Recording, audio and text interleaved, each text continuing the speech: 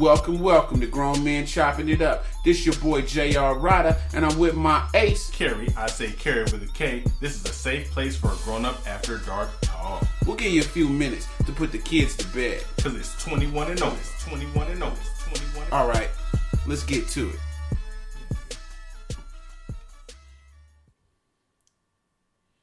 Today's podcast brought to you by water. Crack kills, but not this kind. So please use water for your behind. What's up? Another week. Man, another podcast. This right here is the best podcast we have done to date. I think it's the best podcast out there. I think so.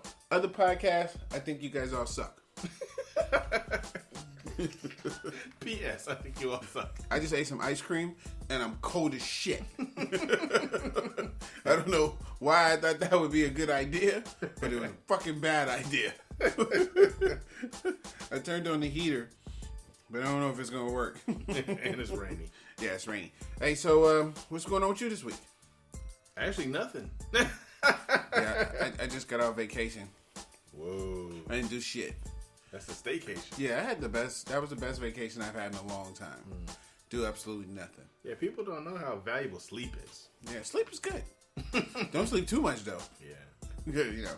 Hey, so let's jump into topics. You want to start it off? I'll start it off. Start it off. All right, Start it off. My first topic is 10 signs that she's leading you on. which doesn't happen to me. You herbs that's being led on. The first one is she only makes plans at the last minute.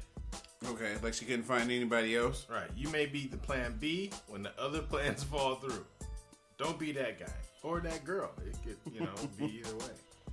Number 2 is no introduction to friends or family. You don't know nobody in her family, and you ain't seen the friends she allegedly has. She hangs out with all the time. Right. Number 3 is they don't text you first unless it's a booty call. Like you won't hear from her unless you say something first. Wow. Time is occupied. Always up to something, but just not with you. Some other guy's dick. Number 4, their future plans don't seem to include you. Like, sometimes girls will say stuff, they'll be like, oh, we're going to get a house, we're going to go to Disneyland. If she's saying I all the time, even if she's saying we, she's talking about her and another guy. She might not be talking about you at all. Poor guy. Number 5, they seem too busy for you. Every time you want to do something. Yeah, she busy. She don't want to go over there. She's seen that movie already. Baby, let's go see Star Wars. I seen it already. It just came out today. I seen a bootleg copy. Number 6, they don't remember little things about you, like your favorite beer, your favorite color. I mean, she doesn't give a fuck. Now, to guys, it doesn't apply to men because we forget that shit anyway. Why? Because it doesn't matter. Yeah. I don't have to care what your favorite color is because you're a woman. When people at work, do you know their name? No, they know mine. But you don't know none of theirs? Hey, guy. So do people ever, they ask you about somebody, hey, somebody said this, and you be like, oh, okay. Well, there was one lady who, I called her Mary because she looks like a Mary. And she's like, my name's not Mary. And I was like, well, you look like a Mary. So I call her Mary now, and that's not even her name. You don't even know my name, do you? No, sorry.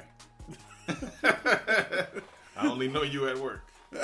So those are the signs. What else? Is that it? That was 6. There's a couple more. Okay. Number 7, they get interested when you pull away. Like when you say, okay, I've had enough of this shit. Then all of a sudden they try to pull you back in just so they can abuse you some more. Number 8, they avoid having conversations about the relationship. Like you bring up a problem like, hey babe, you always leave the seat down and I want you to leave it up. And she just be like, oh, we'll talk about it later. That's important. She need to leave the seat up. Number 9, they won't let you leave things at their place. You leave your toothbrush, she put in your back pocket. Yeah, all of a sudden it's gone. It's like, why is my toothbrush in the car already? You left something, bro. Number 10 is they say they're not looking for anything serious. What have you been doing all this time? It's a damn shame. So being led on boils down to two people who want different things from a relationship, and open communication is the best way to avoid that issue altogether. Right. So just talk about it, and you can avoid the whole situation. Right. FTB. FTB. So let's jump into my topic. I read this article, and it kind of, you know how like you read something and it kind of stick with you? And this article was about things that couples fight about in therapy. So what I'm going to do is I'm going to help somebody today. I'm going to help you to avoid going to therapy, or I'm going to let you know that what you're going through is other people have went through it too. You are not alone. You are not alone. So,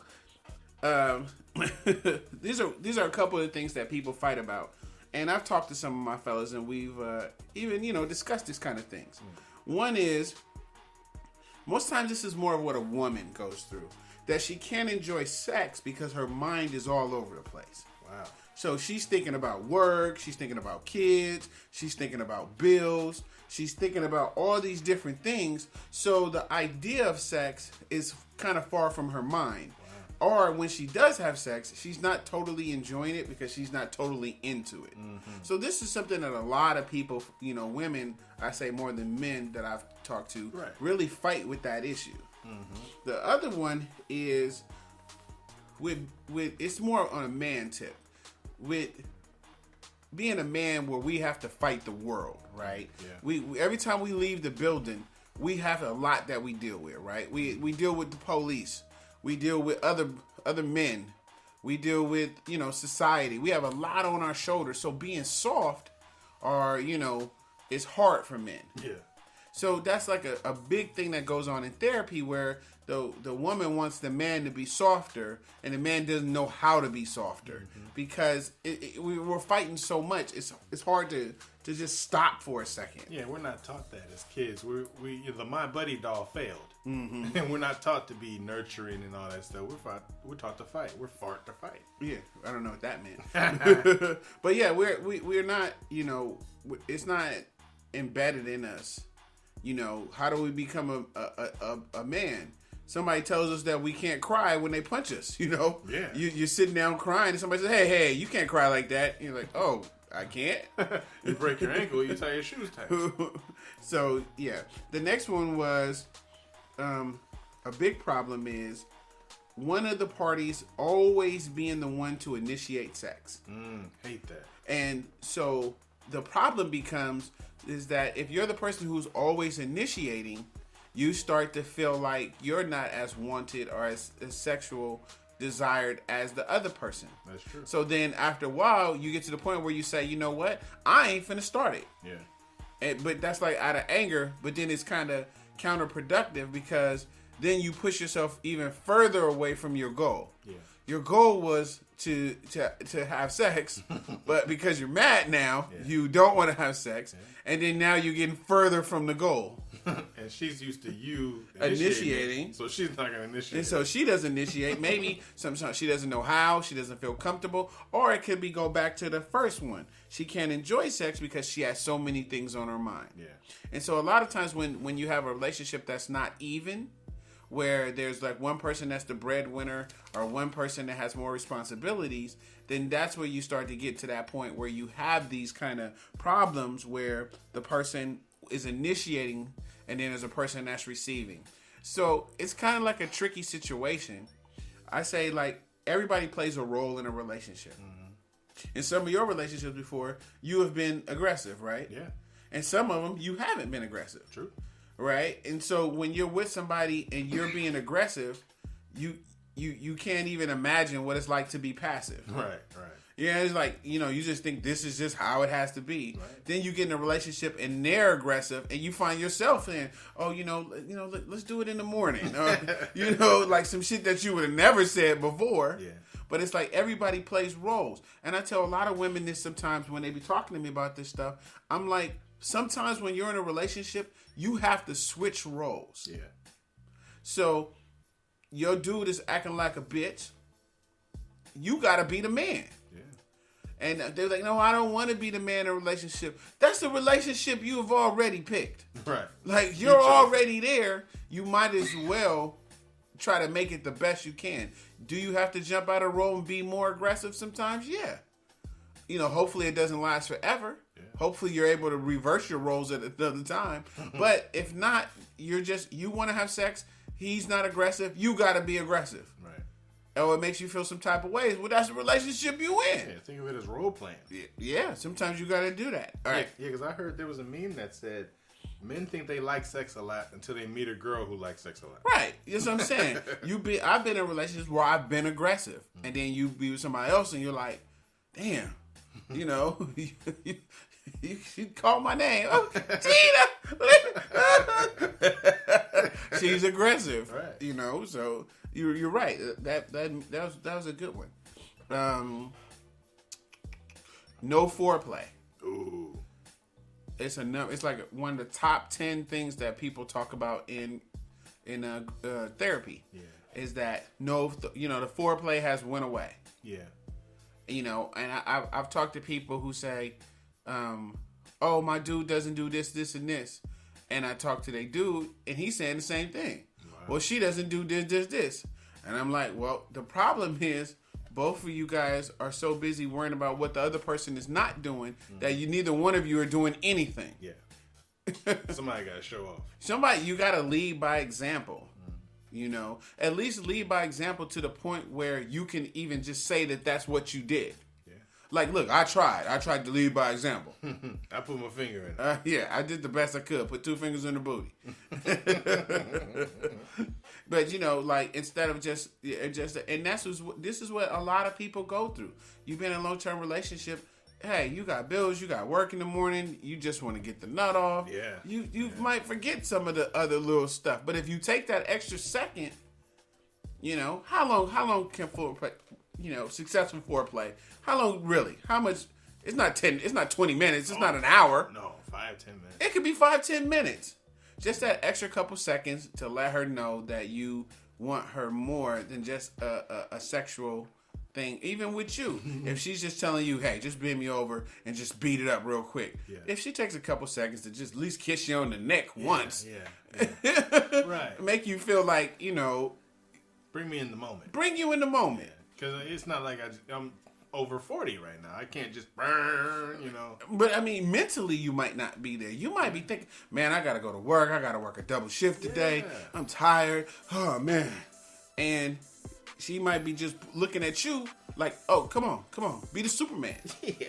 And you're like, man, well, shit, right now I'm feeling like Clark Kent. Yeah, I'm not there right But if she kissed you on the neck a couple times, whisper in your ear, Daddy, I want you to beat this pussy up. That still get a nigga excited. That's right. Get the balls involved. So there's things that you can do. Wanting more affection. And this goes kind of like ties into everything else, where each person wants more attention. But you want more attention and you're not getting the attention you want, so you rebel from the person, so then you go further away from your goal.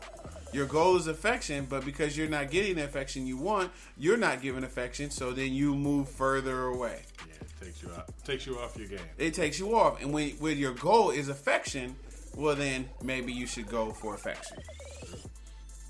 Lack of oral sex. Ooh.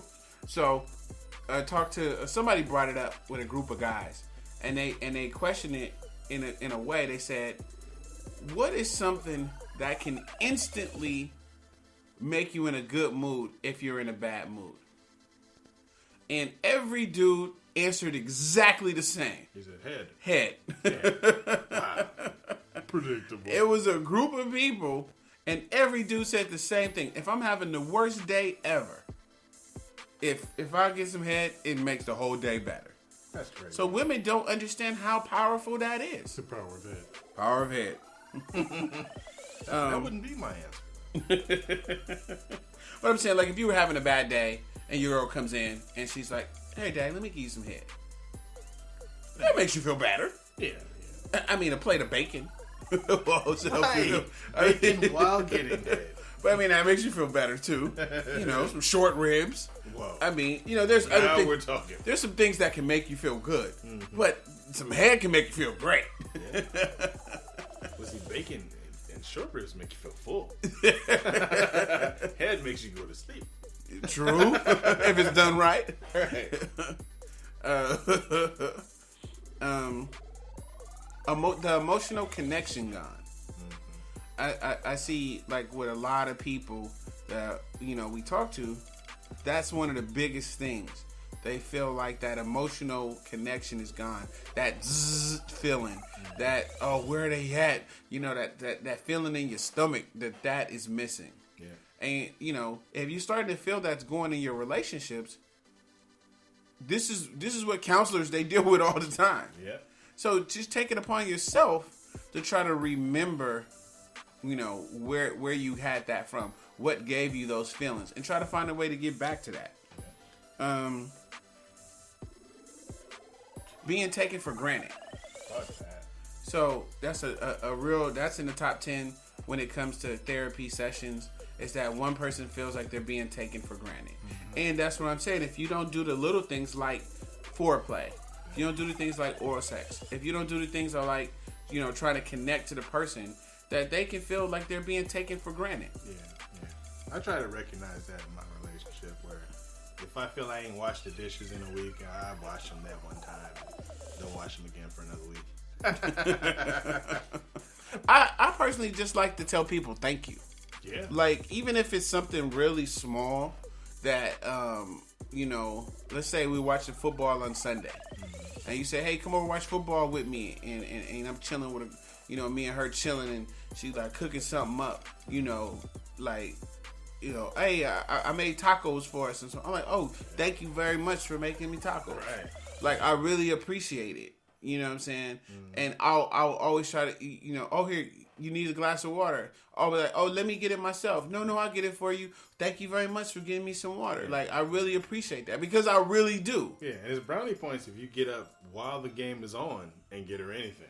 Well, I'm not going to do that. Whoa. Now you're overreaching. You done missed the play. Yeah, you might get fired.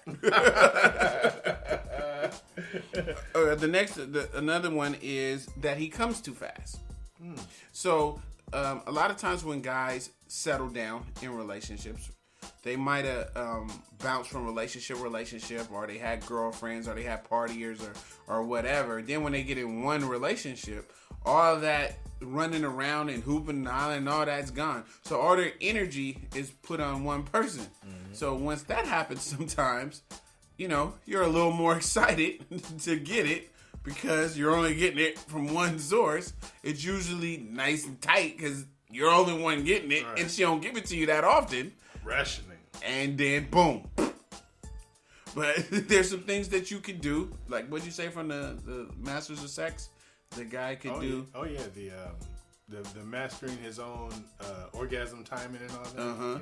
Yeah. There's like a procedure of things that you could do in order to be better at it. Yeah, delay your satisfaction, they call it. Yeah, you know, you could jerk off before you hit it. So that second that takes longer. Yeah, you know, so there's things that you can do. You can get toys. There's things that you can do. Cock ring. So there's things you can do. Don't just, you know, come fast and that be it. But now that goes both ways, because women can do the same thing. They're so excited because you guys aren't having sex a lot, or you are, and she could come fast and be done. Yeah. And then she's just waiting on you. And when they're waiting on you, it kind of dries up sometimes. And you feel like a Neanderthal man because she's done. Wow. And you're like, me want more. I want more. Me. The last thing on the list that I wanted to bring up was just sometimes people saying that we don't have sex a lot. I was dating a girl, and when we broke up, that was one of the things she said to me. And it hurt my feelings. He was like, a lot. And the reason why is, you know, I didn't want to come across as the Neanderthal man. Right. Like, you know, all I see her is a sexual thing. So I tried to do other things and talking shit. And, nice guys finish last. Finish last. And I couldn't believe that was one of the reasons she was breaking up with me. I was like, for real? Like, I would have fucked you all the time. And I think that was like one of the problems too, because I didn't treat her like that, you know. Yeah. And I was just like, damn, I could have treated her like a slut. Yeah, if I would have known you wanted that. I mean, Yeah. why couldn't she just tell you at some Thank point? you. She could have just, communicated. I'm your dirty bitch. Come on. Right. I would have called her dirty bitch and smacked her. Yeah. Yeah. Stuck it in all the holes, ear, everything. All right, let the neighbor fuck her. Right. Wait. Well, I don't know about that part. But I mean, that goes back to communication. So that's my topics. Very nice. Stay your ass out of the counseling. Counseling's bad for men anyway. But those are some things from counseling that, those are the top things that, you get in therapy. Yeah. So if you find, you know that you're not the only one going through it, and, maybe some of these things can help. More communication. Yep. All right. Now, my next topic is something that hit home because I'm, at my job doing whatever I do. And I got a friend named Jose. Jose. So Jose says, "Hey, Kerry, how come black chicks don't date black guys anymore?" and I thought this was funny because I am seeing more of my young partners, they with Mexican girls or the Mexican guys with the black chicks. So I wanted to give our Latino brothers some insight in these 5 things that Latino men should know when dating a black woman. Yeah, hook them up so they don't get caught in the spider web. Right, because they're a little different. You know what I'm saying? A little bit different. Number 1 is drop the macho act. Latino dudes are very, very macho. You don't have to dominate the relationship.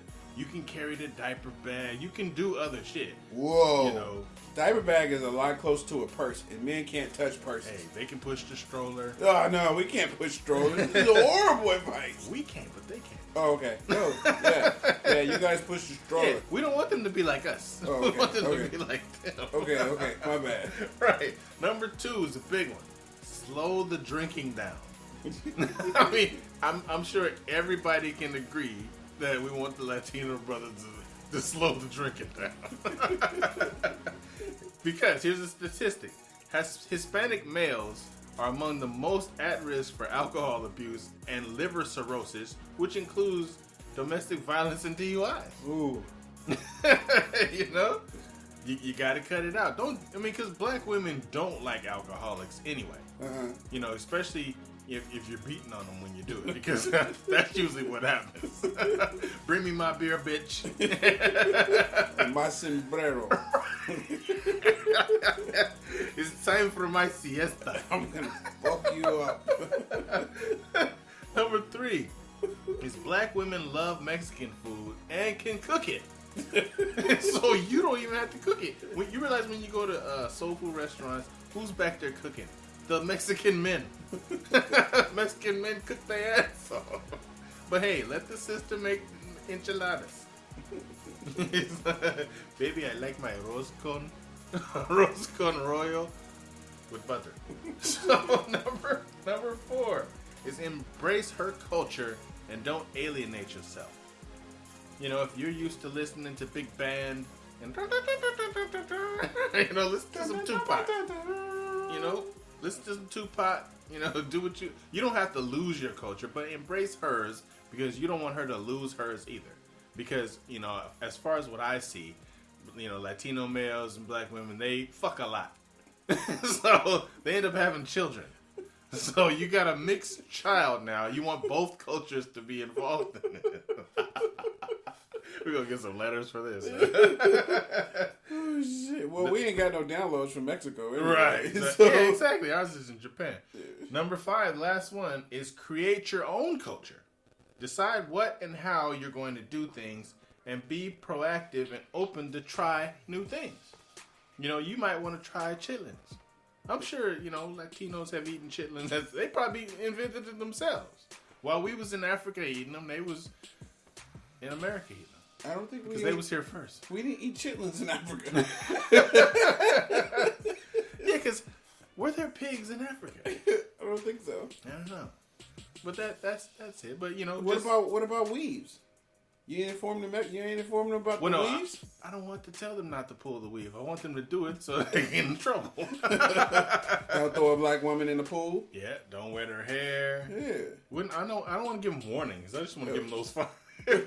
It's no fun if they don't figure out the rest. What about you don't feed a black woman? Oh, like a gremlin?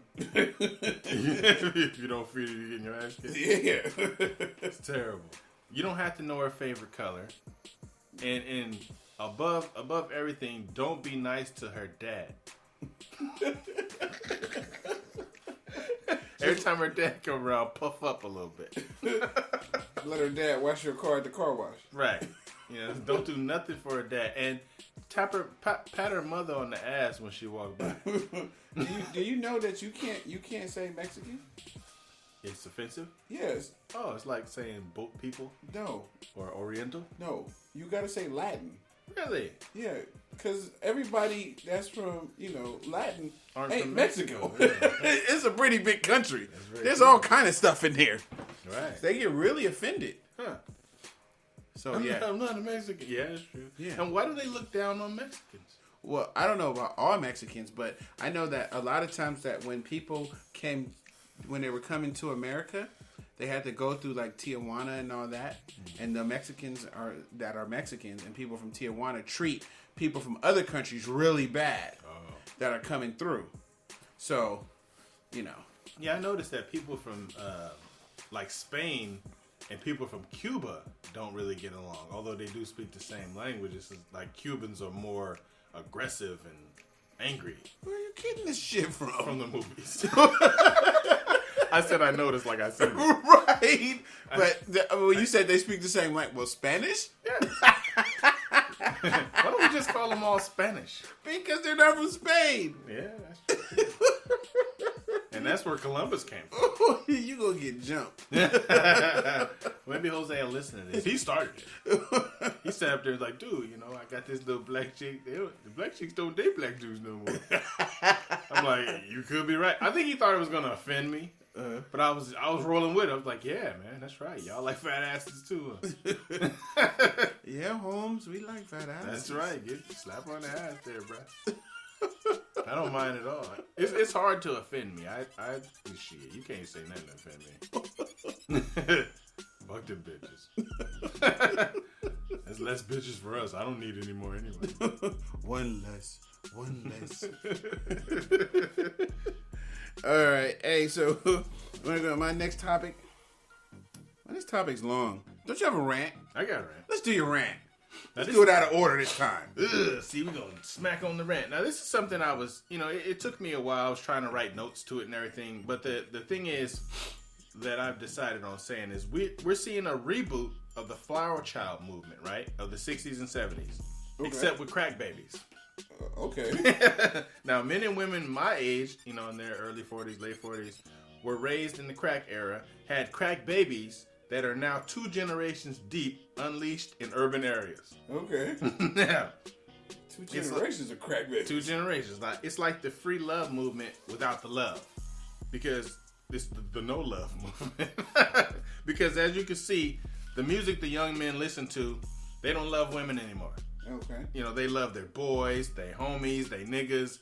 They will love everything but the chick. Mm-hmm. And you can see it by the way they treat women nowadays. Mm-hmm. It's like they're like an appliance right now. So while we used to roll in cars, maybe me and my girl, or 2 couples or 3 couples, you see a car now has 3 dudes and 1 chick, or 4 dudes and no chick.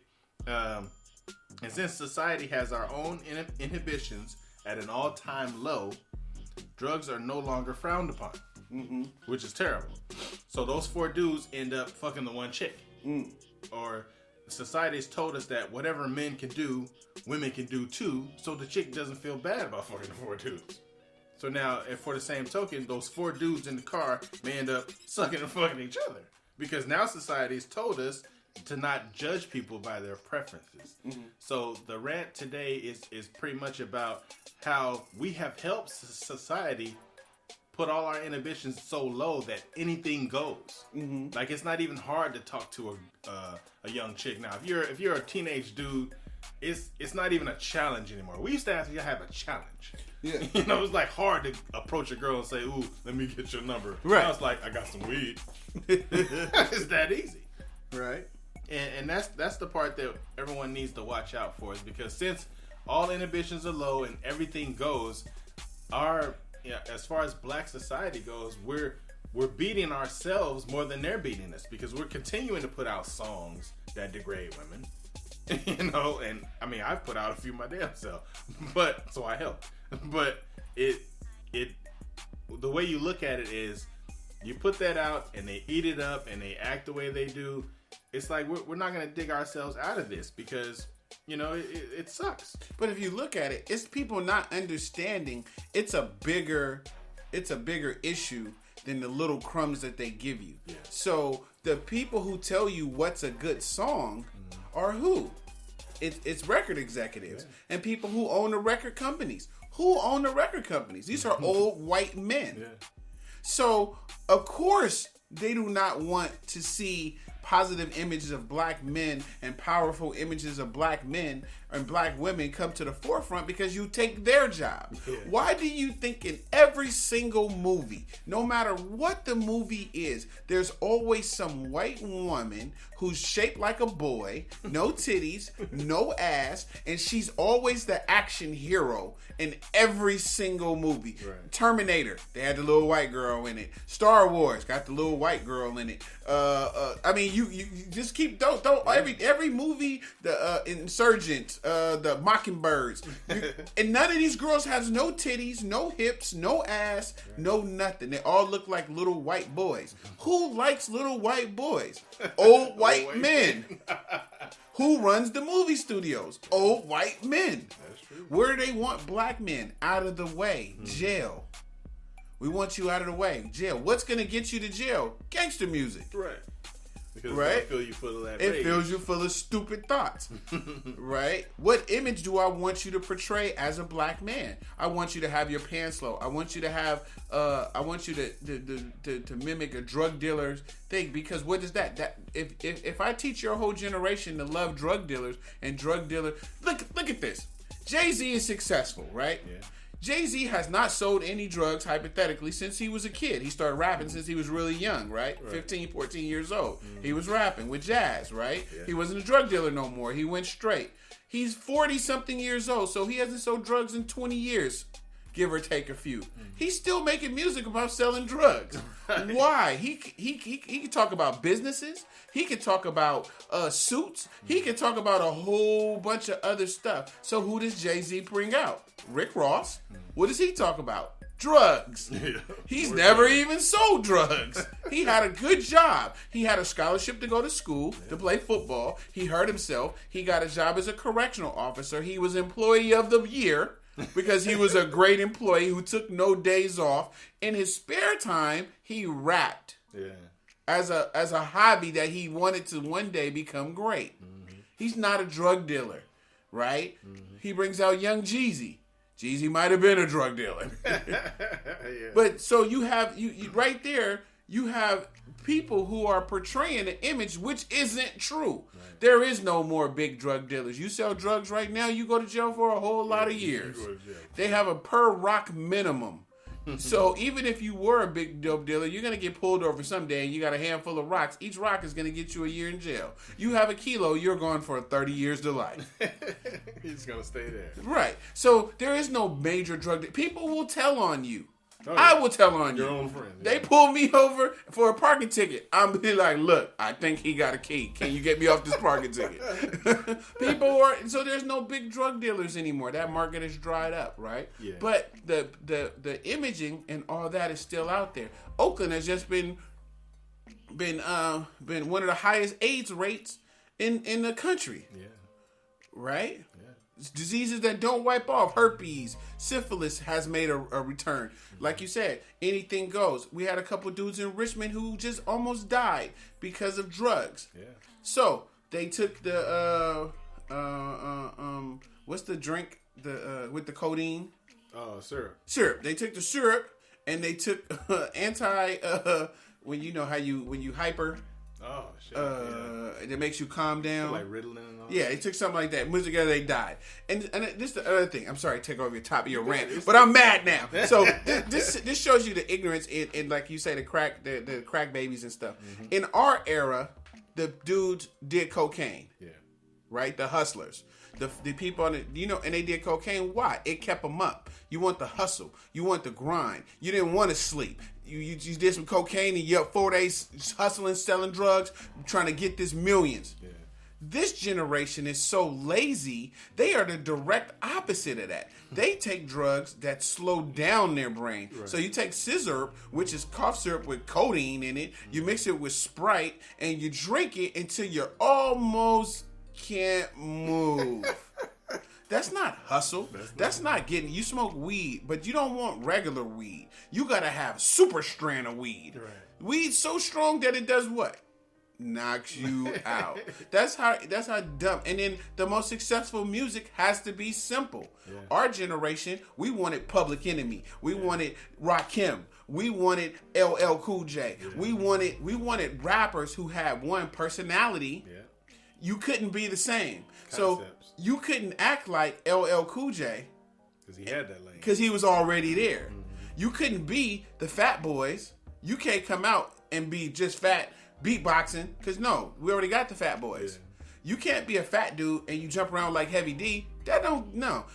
You got to do something else. I'm going to wear polka dots. Yeah. Okay. Okay, dang, somebody's doing polka dots. Well, I'm going to rap fast. Boom, stickity, boom, stickity. Yeah. Oh, okay, dang, somebody got that. Well, I'm going to be X-Clan. Yes.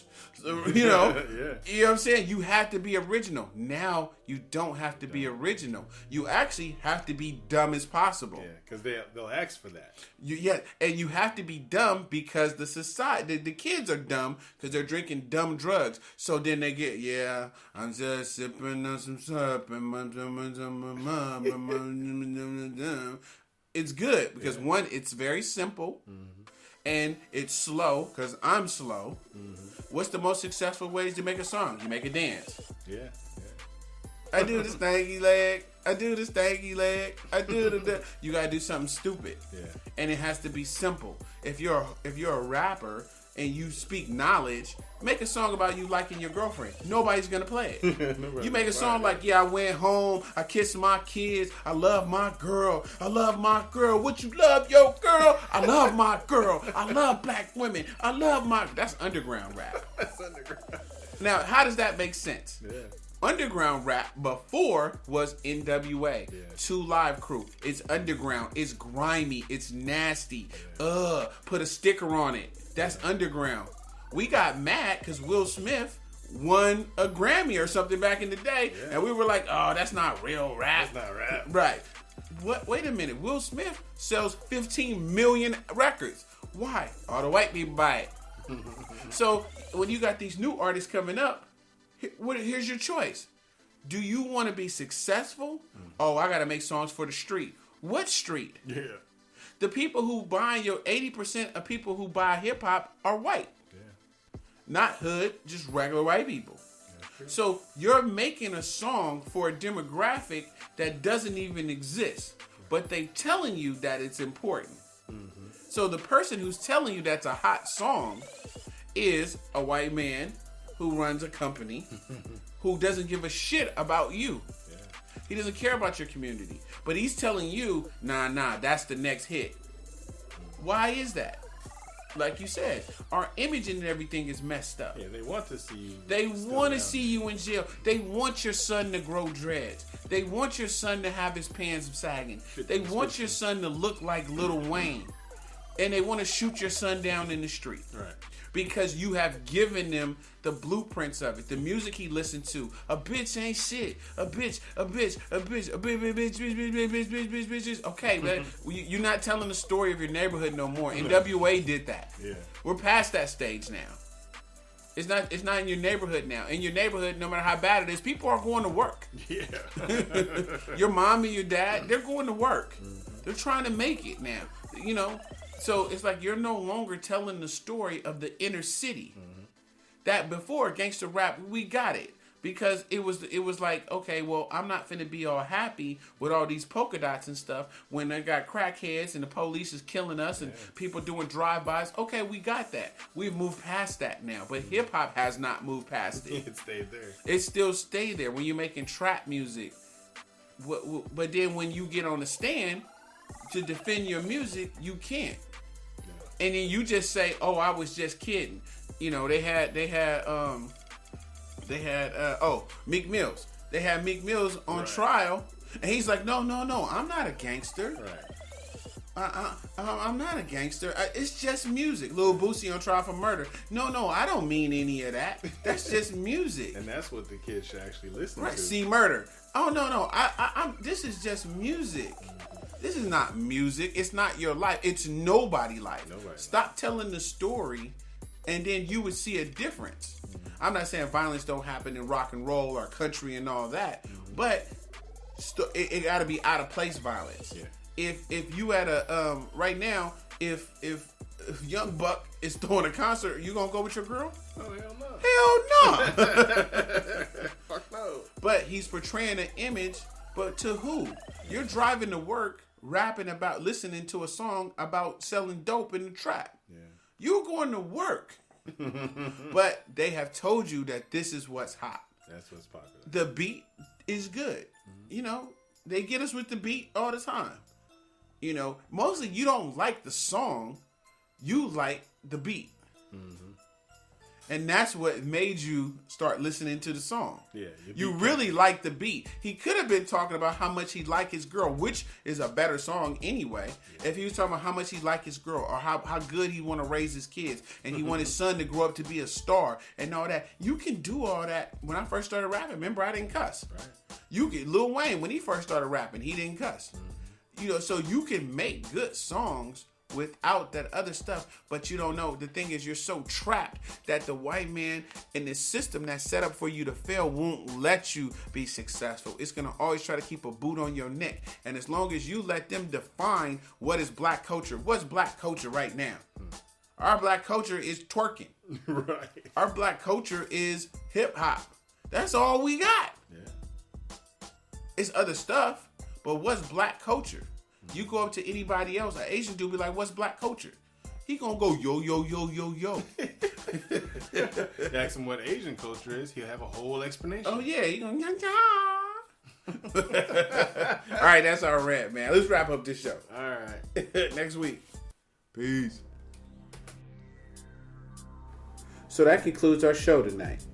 We know there's a lot of podcasts you could be listening to. And should be listening to. So we thank you for riding with us. I'm J.R. Rydha. And I'm Kerry with a K. Make sure you look us up on Facebook or Instagram or get at us on grownmenchoppingitup@gmail.com. That's spelled out GROWNMENCHOPPINGITUP. And remember, everybody kneeling ain't praying. Peace.